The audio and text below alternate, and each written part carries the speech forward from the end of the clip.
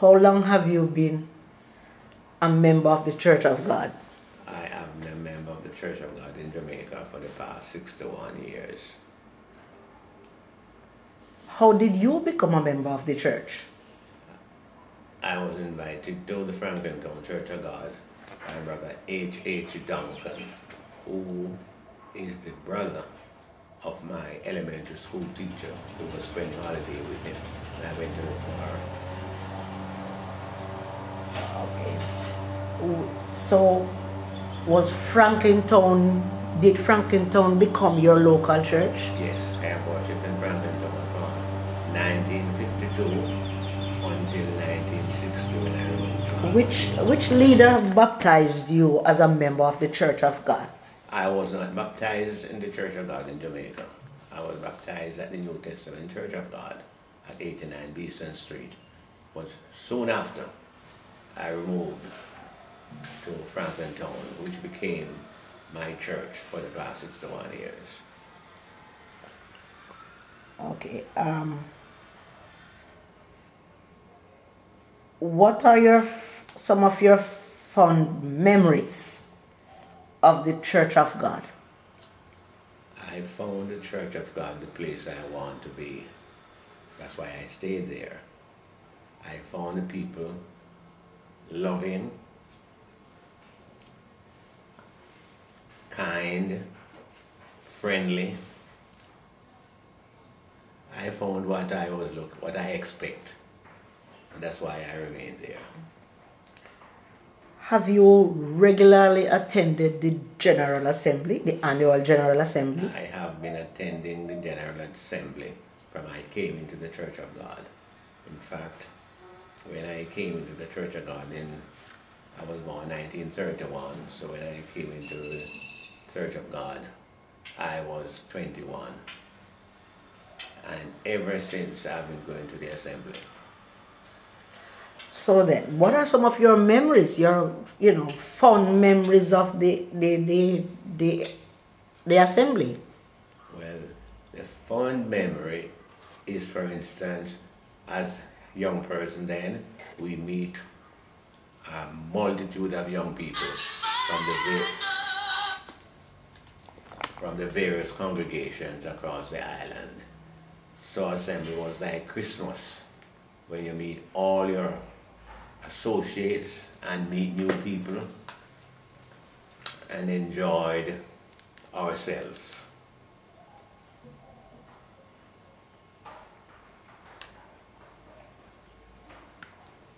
Okay, how do you feel about the church looking forward to celebrate its 100th General Assembly? I think it's a wonderful idea, because I know that so many things, for instance, newspapers and political parties have started, and they were thought to be doing well, and they are no more today. So it means that for us to be celebrating 100 years is that it has been meaningful to the many of us who have been a part of it. Okay. In your opinion, who were some of the national and local leaders of the church who have died, but you can remember them as outstanding leaders of the Church of God? Now, the first one who comes to my mind is W.T. Miller. We had no pastor, so he was the leader of the local congregation. But he had a challenge to help weaker churches, and so we had a team that visited the weaker churches across the island. So over the years, I visited church in almost every parish with a team.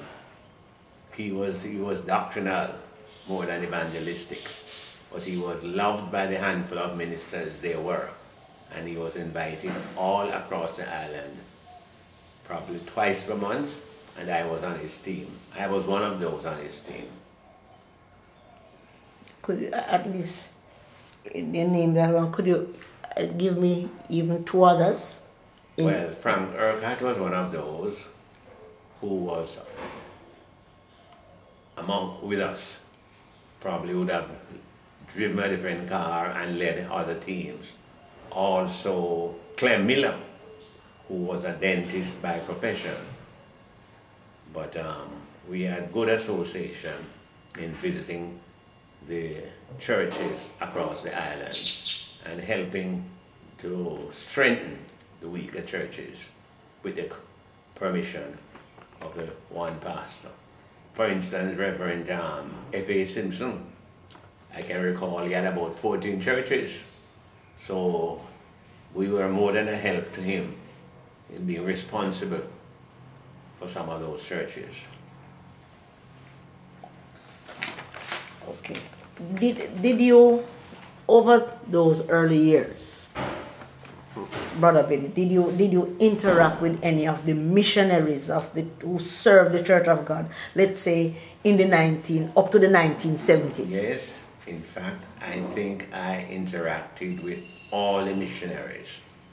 And for instance, Reverend Edgar Williams, who was a missionary, pastored Alban Street at that time, and Reverend Pickens was also a missionary, and I had interaction with him because when the Harborview Church was being built, 35 Hope Road, where the new Wholesome will be built, belonged to the missionary board, and it was he who got the consent of the missionary board that we could use 35 Hope Road as a collateral to borrow money to build Harborview. Then Brother Rev Little at JBI, that is Jamaica Bible Institute, he was head of the workshop, and I interacted with him personally in building the benches you now see 50 years later at the Harborview Church of God. Okay. Other than that, is there any other contribution that comes to mind that the missionaries at that time made to the development of the Church of God? Well, to me, the missionaries were like ministers of government who see to everything running properly. You know, the missionaries were influential people in our society.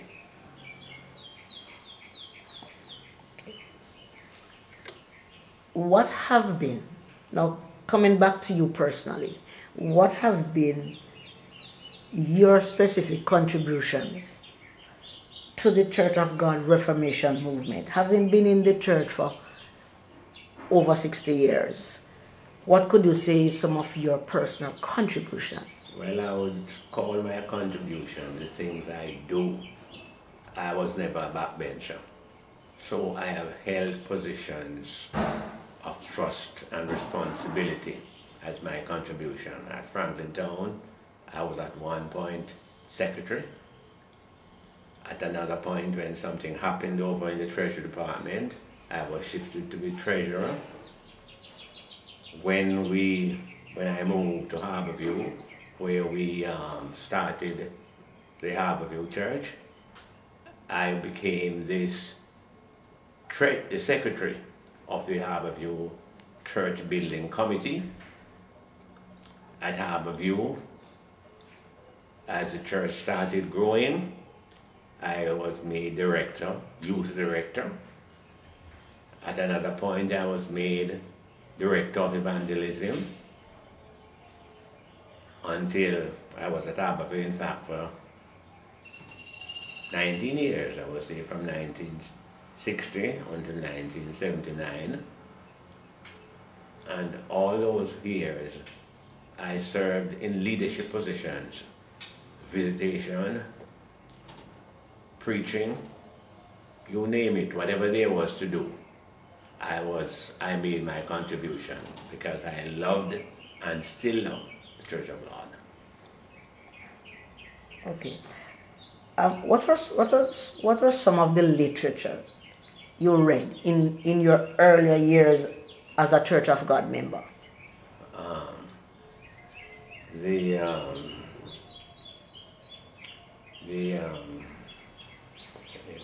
Christian Literature Crusade. Christian Literature Crusade is a shop down at Church Street, headed by George Acosta. And they sold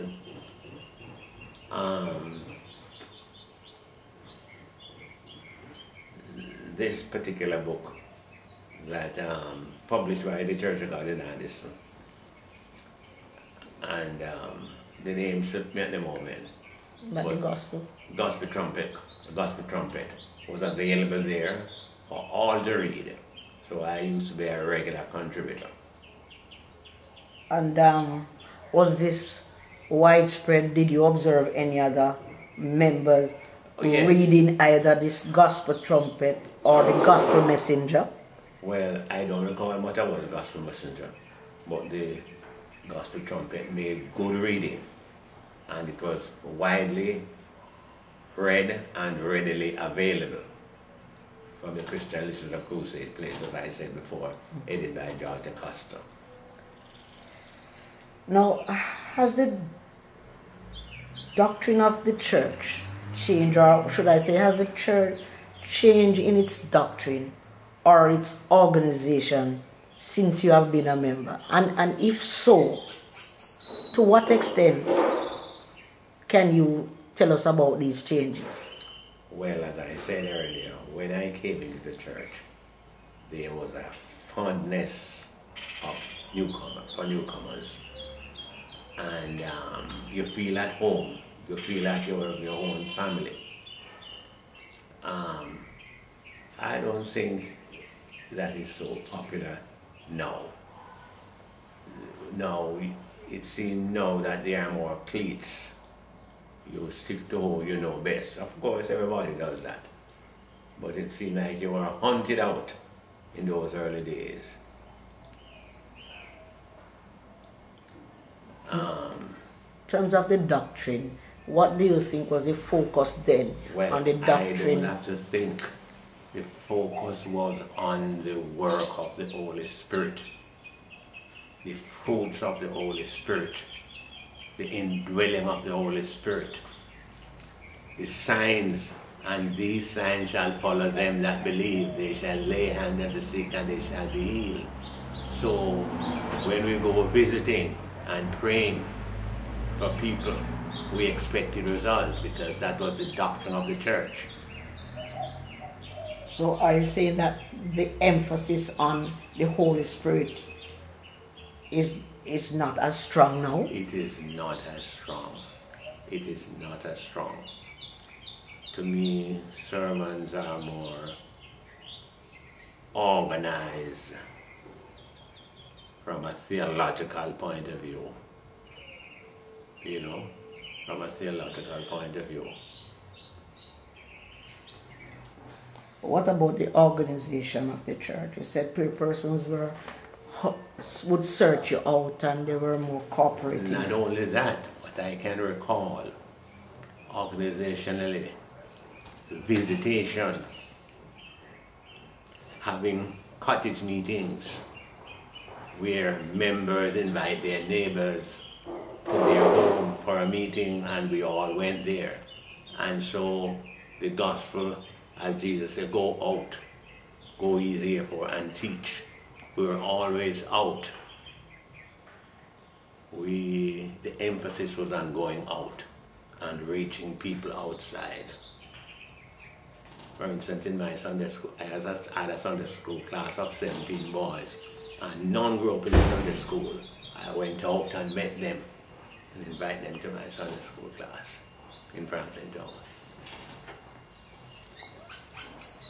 So then, how do you view the church today in contrast to the church of, say, 30 years ago? Well, today, I don't go around as much as, and I'm worshiping uptown, whereas I am accustomed to a community church where I know everybody in the community. And I'll say to you, I haven't seen it for so long. Visitation, going to visit people, was a popular thing in the community. As you miss a brethren over 1 or 2 weeks, you'd find their homes. And it was part of the culture. Now this high society of uptown is a new thing, because I've never lived uptown. I'm accustomed to living in communities and working in communities and even knowing the people, all the people, from being in each community so long. I was at Franklin Town from 52 to 60. I was at Harborview from 60 to 79. I'm a long stay. I don't move up and down. So I usually know my people. And I don't know the people uptown now. In fact, my neighbor here, his mother and father worship at Franklin Town Church of God. He's now a professor of surgery at UA.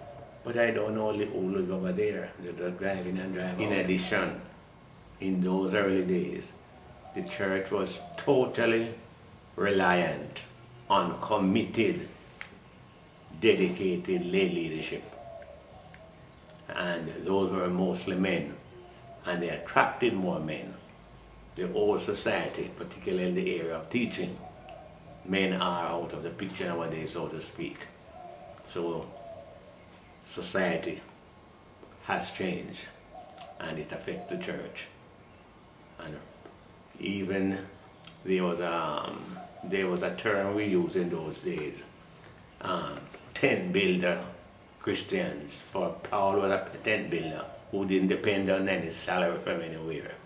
So they would go out, like Paul went out to the tent builder and did the work expecting no pay. Today we have paid, trained ministers, and we are not affording to pay them as much as we can. So those who worked without money, to my mind, accomplished more. Okay, so how do you see the church, let's say, 30 years from now? Well, to me, this emphasis is likely to continue.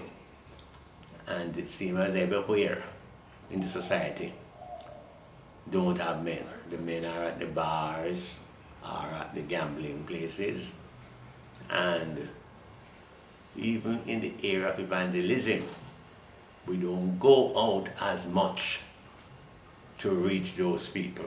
We more invite a friend. So we're kind of building up a society thing. We invite our friends. We're then going out to the outcasts. So 30 years from now, God help us. What then, Brother Binnie, in your estimation, is the major weakness of the Church of God Reformation movement today? Having said all of that, what is your view on the major weakness? I think the major weakness is that people are not sufficiently committed to attend Bible study, prayer meetings, fasting meetings, and the go spirit. I, for instance, I was going to evening classes down at Boston High School, and I met a guy. The guy said, as I talk to you, I say you're a churchman. And I had a churchman friend here last year. I must introduce you to him. He was a born-bred Methodist. And when he introduced me to Copeland Perry, I invited him right away to the WT Bible study. And he never stopped coming until the day of his death. And he married a Church of God girl. You see, the Bible study was so meaningful, to the point you could ask any question and it was researched, and we take it up next week. So it's a different thing now. It's a different thing now.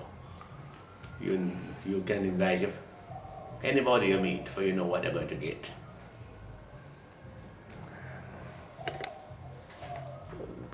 Okay, Brother Binnie, it was interesting to listen to those responses and to listen to your views, read the church as you see it now, and to give us a little history of what the church was, say 40, 50 years ago.